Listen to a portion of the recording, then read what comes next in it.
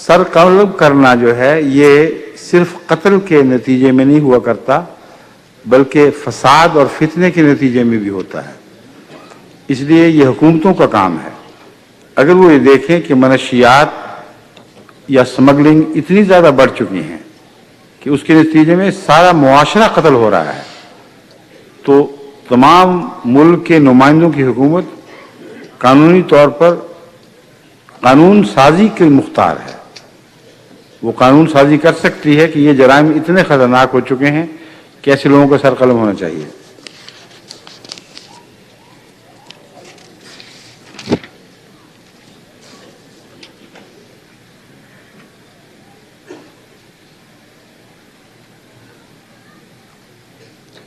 ایک مظہور الحق خان صاحب بیلاروس سے یہ لکھ رہے ہیں کہ قرآن کریم میں جو حضرت صلی اللہ علیہ وسلم کے متعلق ذکر آتا ہے کہ بائبل میں بھی موجود ہے, وہ کہتے ہیں عیسائی اعتراض کرتے ہیں کہ یہ ذکر صرف پرانے ٹیسٹمنٹ میں ہے, عیسیٰ علیہ السلام کے تعلق میں نہیں.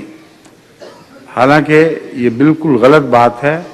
احمد نام جس میں احمد لکھا جاتا ہے, یہ پرانی بائبل جو مستند بائبل دستیاب ہوئی ہے سیریا سے, اس کے اندر موجود ہے. اور حضرت صلی اللہ علیہ وسلم کے متعلق احمد نام کی پیشگوئی تھی کہ میرے بعد احمد آئے گا. اس کا تلفظ بگاڑ کر اب عیسائی اس کا ترجمہ کرنے کی کوشش کرتے ہیں, حالانکہ وہ اصل نام ہے.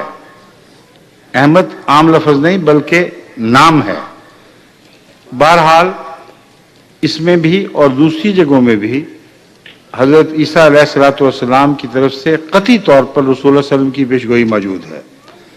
چنانچہ اس حکایت کے رنگ میں حضرت مسیح باتیں کیا کرتے تھے. اس حکایت میں جس کو انگور کے پاکستان کی حکایت کہتے ہیں, پاکستان کی حکایت میں حضرت عیسیٰ علیہ السلام یہ پیشگوئی فرما رہے ہیں کہ ایک باغ تھا جو مالک نے نوکروں کے سپرد کیا. اس کو نوکر اجاڑتے رہے اور اس کا پھل کھا جاتے تھے, اس کا کچھ نہ دیا. تب مالک نے اپنے بیٹے کو بھیجا اور اس کے بیٹے سے بھی لوگوں نے یہی سلوک کیا. تب وہ مالک خود آیا اور اس نے سب مجرموں کو سزائیں دیں. اب بتائیں حضرت عیسیٰ کو اس میں کہاں فٹ کریں گے؟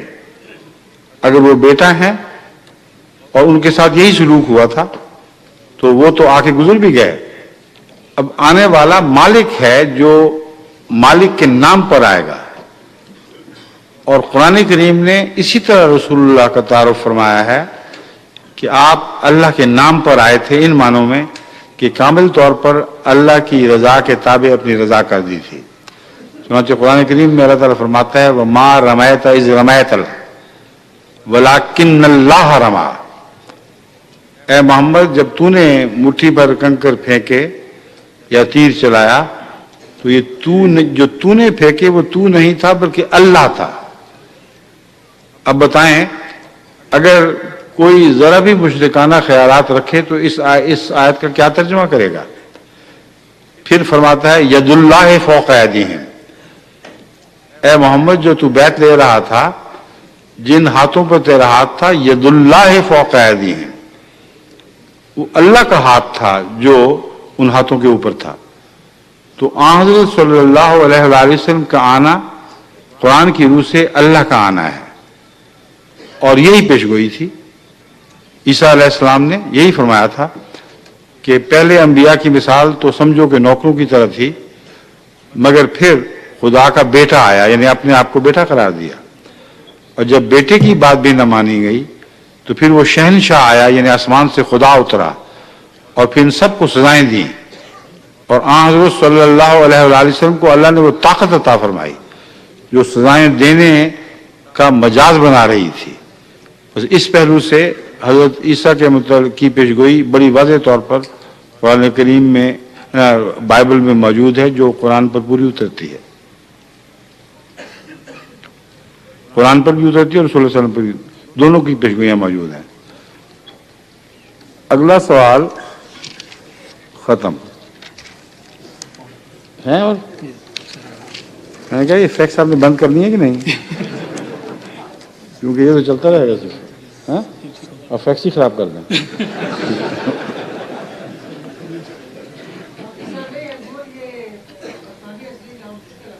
کیا؟ نہیں فیکس خلاف کرنے میں کوئی مشکل نہیں ہے۔ پاکستان میں فیکس ہی جو ہے جو ٹھیک رہ گئی ہے، صرف بڑی فیکسیں آتی ہیں وہاں سے، اس لیے آپ کی بات غلط ہے کہ پاکستان میں فیکسیں خراب ہو رہی ہیں۔ ہاں کر سکتے ہوں گے مگر آج نہیں کر رہے۔ میرا سوال یہ ہے کہ اگر ہم مرنے کے بعد افسوس کے لیے جائیں تو فاتحہ پڑھنا سنت رسول نہیں ہے، تو کیا قبرستان جا کر قبر پر فاتحہ پڑھنا جائز ہے؟ قبر پر دعا کرنا جائز ہے، چاہے فاتحہ پڑھیں یا کچھ اور پڑھیں۔ یہ لفظ فاتحہ خوانی یہ ایک مسئلہ جاری ہو گیا، رواج بن گیا ہے، مگر ضروری نہیں کہ فاتحہ ہی پڑھی جائے، مگر اگر فاتحہ دعا کی خاطر پڑھی جائے تو سب سے اچھی دعا یہ ہے دعا پڑھیں، یعنی فاتحہ کو دعا کا رنگ دے کر پڑھیں تو یہ ٹھیک ہے۔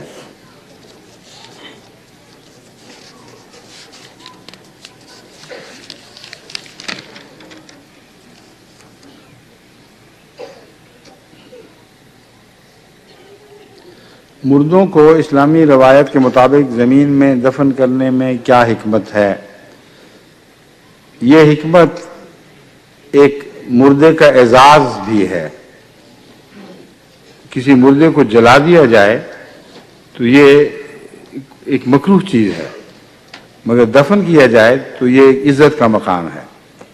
اسی لیے قرآن کریم صرف مردے کے تدفین کا اپنے طور پر حکم نہیں دیتا، بلکہ آدم کے زمانے سے اس رسم کو جاری بتاتا ہے۔ جیسا کہ حضرت آدم کے 2 بیٹوں میں سے ایک نے اپنے بھائی کو جب قتل کیا تو قرآن کریم کی روح سے وہ لاش چھوڑ کر جا رہا تھا، اور اللہ تعالیٰ نے ایک مرے ہوئے کوے کے اوپر کوے کو اترتے دکھایا، جس نے اپنے پنجوں سے زمین کھود کے اپنے بھائی کو دفن کر دیا، اور اس کو بتایا کہ دیکھو، اس کے ذہن میں یہ بات آئی کہ ایک کوا بھی مجھ سے بہتر ہے، یہ تو اپنے بھائی کو دفن کر رہا ہے مگر میں اس کے بغیر چھوڑ رہا ہوں۔ تو اس نے پھر مقتول بھائی کو دفن کیا۔ یہ سنت قرآن کریم میں مذکور نہ ہوتی اگر قرآن کریم اس کو احترام کی نظر سے نہ دیکھتا یا مسلمانوں میں رائج نہ کرنا چاہتا۔ پس بنی اسرائیل میں اور اس سے پہلے انبیاء کی جو بھی تاریخ محفوظ ہے، سب میں تدفین ملتی ہے، جلانے کا کہیں ذکر نہیں ملتا۔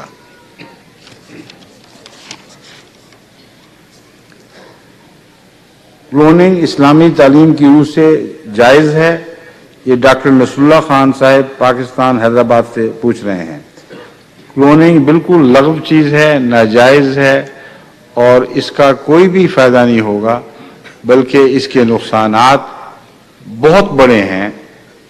اگر کلوننگ کی کھلی چھٹی دی گئی تو بعید نہیں کہ انسان کے کلوننگ کیے ہوئے کی فوجیں خود انسان پر قابض ہو جائیں اور انسان کو کلوننگ کی سخت سزا دیں۔ کلوننگ کے نتیجے میں ماں باپ کی محبت نہیں پیدا ہوتی، کلوننگ کے نتیجے میں رشتے نہیں بنتے، بلکہ ایک شخص کی تصویر دوبارہ ابھر آتی ہے جو اس کا بچہ بھی نہیں ہوتا